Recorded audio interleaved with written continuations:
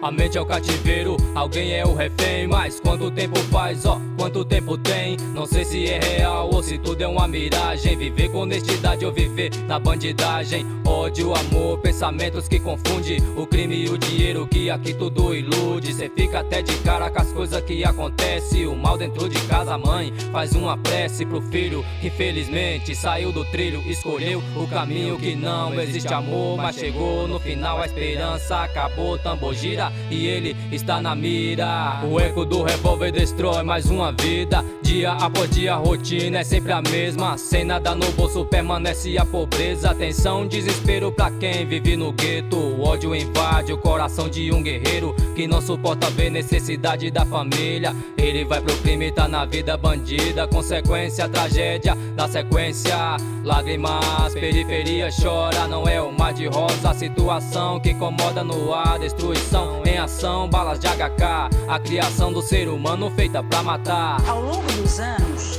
o poder público permitiu que o tráfico dominasse essas áreas.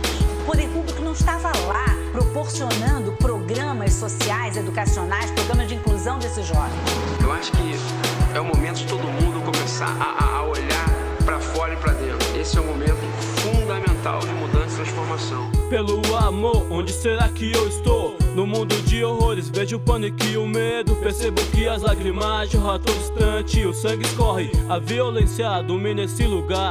Canhão na mão, dia a dia de ladrão. Situação que vai de mal a pior. Veja só o desespero, o sofrimento e a vida que foi jogada ao relento. Recém-nascido é a criança que chora, abandonada sem amor. Na falta de amor o ódio consola, a esperança sai fora e o mal é seu brinquedo. Uma vida se transforma em um pesadelo.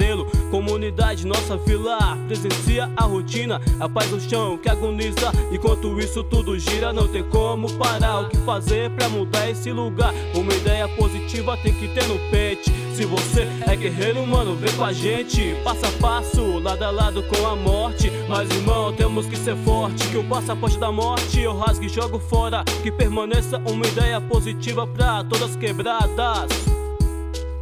O coração valente do guerreiro nunca para. Esse é o momento fundamental de mudança e transformação. Eu acho que é o momento de todo mundo começar a olhar para fora e para dentro. Esse é o momento fundamental de mudança e transformação.